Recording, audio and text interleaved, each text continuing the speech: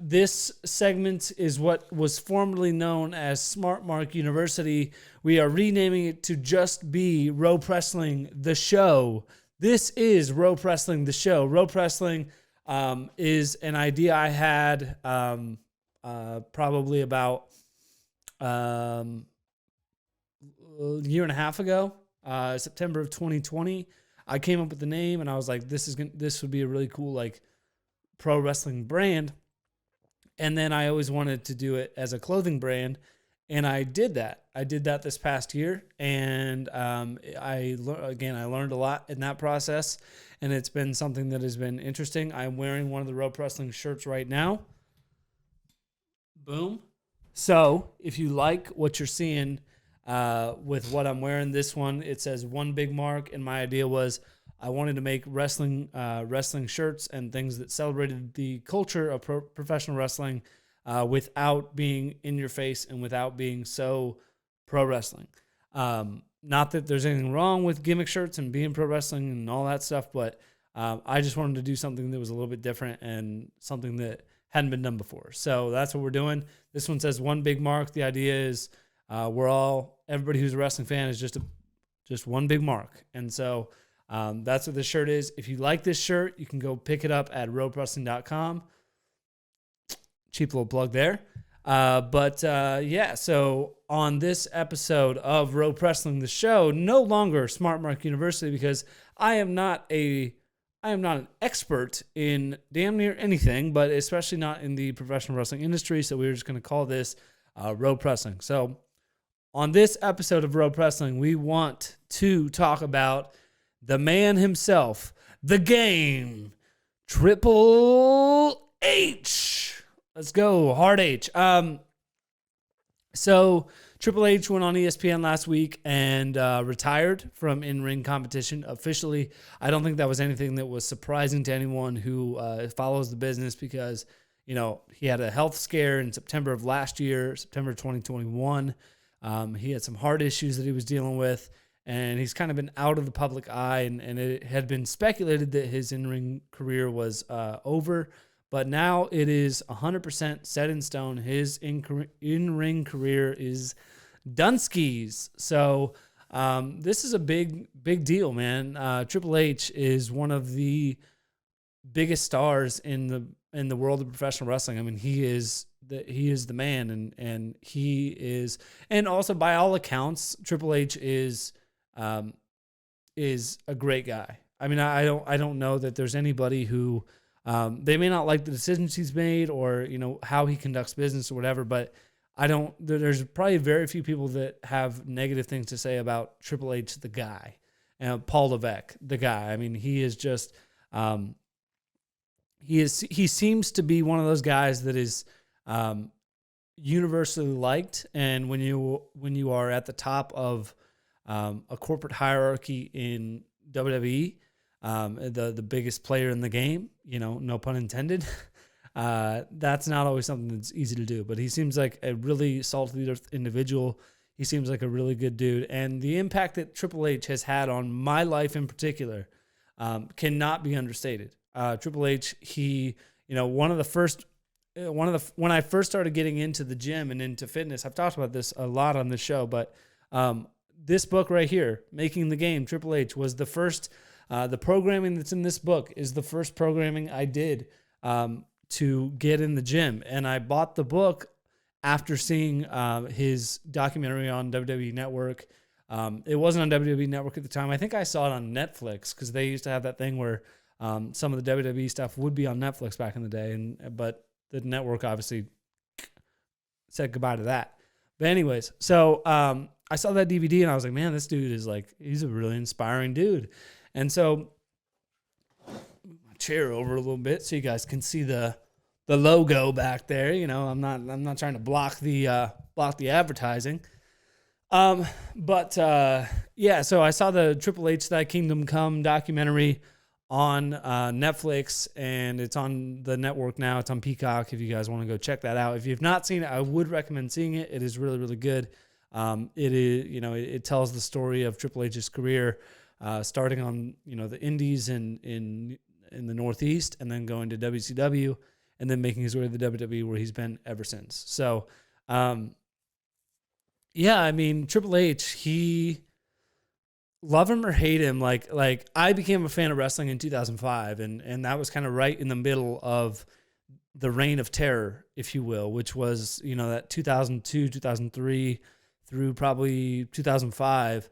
That was sort of right in that time frame when that was kind of coming to an end, that 2-year run where he was the man on Monday Night Raw every week, and he'd get in the ring and cut 20-minute promos and do what Triple H does. And it was sort of the evolution thing and all that. And I kind of caught the tail end of that. And it's been in recent years I've gone back and watched some of that actual stuff. I for a while when I was younger, I had a big fascination with 2003. Don't ask me why. I don't know why. But when I first got into wrestling, I think it was because it was like 2 years prior, and it was like 2004 wasn't really the best year, but 2003 there were some bangers in 2003. But I had a big fascination with 2003, so I went back and watched some of the Triple H stuff, and a lot of it was really good stuff. But yeah, I mean, and like I was a fan of Triple H, even in 2005, where he was a heel and he was kind of the bad guy, but he had the long hair, which I liked at that time, and obviously still do. No, he had the long hair. He wore the suits. He wore the sunglasses. He was very swagalicious back in those days, and so I was just a fan. Like I bought a T-shirt that I ended up getting taken away from me by my parents because it had skulls and stuff on it, and yeah, so I had his T-shirt, and I was like a big Triple H mark back in the day, and still am. Like from the fitness thing, and just from watching interviews with him, and just from hearing the way he thinks, and the man doesn't drink. The man is a pretty rock solid individual, and kind of does his thing, and is very focused, and is very level headed, and all of that. And I've taken a lot of inspiration from that in my own life, and tried to really model myself. I think that Triple H and Vince McMahon are both two of my role models in terms of like business, in terms of just moving through life, and the fact that Triple H's in-ring career is over is a bummer. And love or hate Triple H, love or hate his character, you cannot deny how great he actually was. I mean, he could put on a solid match with anybody. He told really good stories. He was very selfless in the fact that he did put a lot of guys over. He did he shined a lot himself too, but he did put a lot of guys over. He put Daniel Bryan over at WrestleMania 30 and kind of helped him have his moment. He put Roman Reigns over. He's just put a lot of people over in his time, and I don't think that can be really, Dave Bautista. You put Dave Bautista over at WrestleMania 21, which was sort of the height of my fandom, or right when I got into wrestling. I remember Dish Network had one of those deals back in the day where not the pay-per-view itself, like obviously the pay-per-view itself was like $45 or whatever, but like after the pay-per-view, maybe 2 weeks later, they would have the event on like a 24-hour cycle, just on repeat for 24 hours for like $3.99 or something like that. And I remember getting WrestleMania 21 on pay-per-view for $3.99 and watching the whole damn thing multiple times in a row, just because it's a damn good show. It's probably one of the most underrated WrestleManias of all time, but it was just, Triple H was a big part of that, and the fact that he came out to Motorhead and then put over Dave Bautista in the main event for Dave Bautista to kind of become the guy at that time. And Triple H, he's done a lot of good for the business. And then you get into everything he's done with NXT, not NXT 2.0, that's obviously kind of its own thing, but the original NXT, the black and gold, what he did for guys like Adam Cole, guys like Johnny Gargano, guys like Finn Balor, and just the way that he used kind of these smaller guys and made them into believable stars. And I remember going to an NXT Black and Gold event in November of 2019 in Chicago at the Rosemont, and shout out to Dave Otto. So I remember going to one of those events, and it was electric. It was War Games, and it was badass. Like the whole thing was just like the electricity in that building that night was insane. And I think that Triple H kind of crafted that. I think it was his baby. I think he did a lot of good for a lot of guys when he was in charge of NXT. So I want to say personally, thank you, Hunter. Thank you, Paul, for all of the memories and all of the nostalgia and all of the inspiration that you've given me personally. I really appreciate it. You're the man. Congrats on an awesome career, and look forward to seeing what you do in the business world from now on. So also, I want to talk about this new series on Peacock on the WWE Network. It is called WWE Evil, and it is executive produced by John Cena, and it talks about the villains in professional wrestling. And I've watched the Hollywood Hogan episode, and I've watched the Roman Reigns episode. Both are fantastic. I cannot wait to watch the rest of the episodes, but both of those episodes are fantastic. They go into the psychology of, the Hogan one was very interesting because they told the whole story of him being kind of this larger than life good guy, and then he goes to WCW, and that's starting to kind of fizzle, and he evolves, and he becomes sort of this asshole heel bad guy, and he was just, and obviously he did incredible big huge business with the NWO, and it was just perfect for the time of the 90s, which was like grunge and all that. But it told that story. And that was pretty, it was masterfully done. They did have some cuts in there, like they'd cut to, the booze or whatever. And you could tell that those were a little iffy. Like they'd cut to like a unrelated clips and just try to make it look way worse than it was. But that's what they do. That's what professional wrestling does. They embellish. And so, but other than that, that even with that, it's a damn good show. It's a damn good series. And the Roman Reigns episode, that was damn good as well, because that is more recent. Obviously Roman Reigns is doing amazing things right now.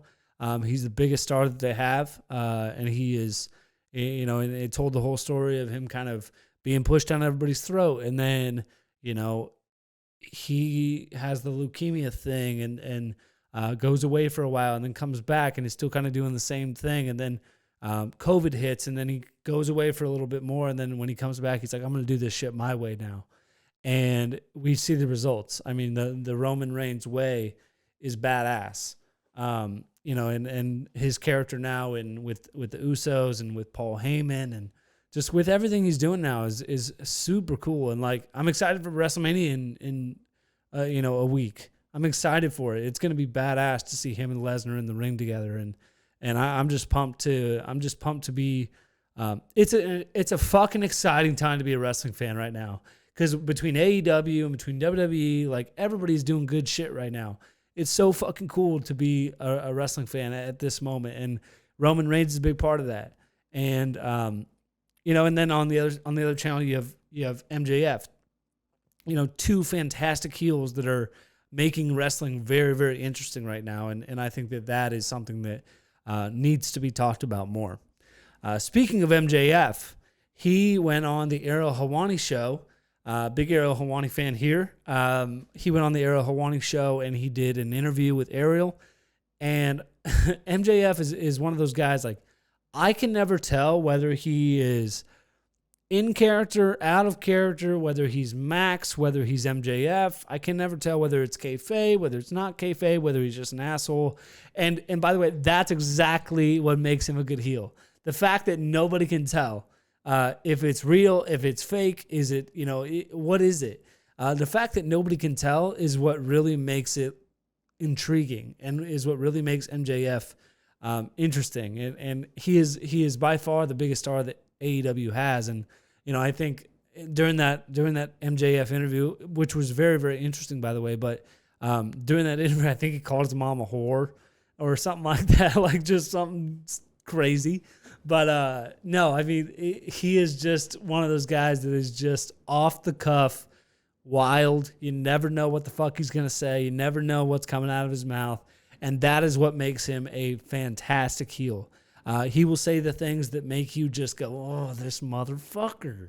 And, you know, he'll say the things that make your skin crawl and just make you hate the guy. And that's exactly what makes him really, really good. You know, it's like I can't help but smile when I think about it, because it's like, damn, that is excellence personified in professional wrestling. And MJF is at the top of the game right there with Roman. I mean, Roman's a little bit different though, because like it's hard to put those two in the same category, because MJF really makes you hate him. MJF really makes you go, oh, this motherfucker. But with Roman Reigns, he's a heel, but he's a heel in a different way, where he's the heel that makes you go, oh, damn, this guy's kind of badass. Like he is really a monster, and he is a badass and unstoppable champion, all the things. And so they're different in that way, but they're both at the top of their game, and they're both running. I would say MJF is probably the maybe not the biggest star in AEW, because like, I mean, they have people like Jon Moxley, CM Punk, Bryan Danielson. Like, they've got a lot of guys who have a lot of name recognition from WWE, but I would say MJF is definitely the biggest homegrown star that AEW has. And the fact that he's on that channel and Roman's on the other channel, and it is a fucking cool time to be a fan of professional wrestling. It really, really is. And I am so excited to see where everything's going to go. And I'm excited to see if MJF, he's talking a lot about free agency. And I think I'm excited to see if he ends up in the WWE in 2 years. I think that'll be very interesting if he does. But yeah, so crazy time to be a wrestling fan. Great time to be a wrestling fan. And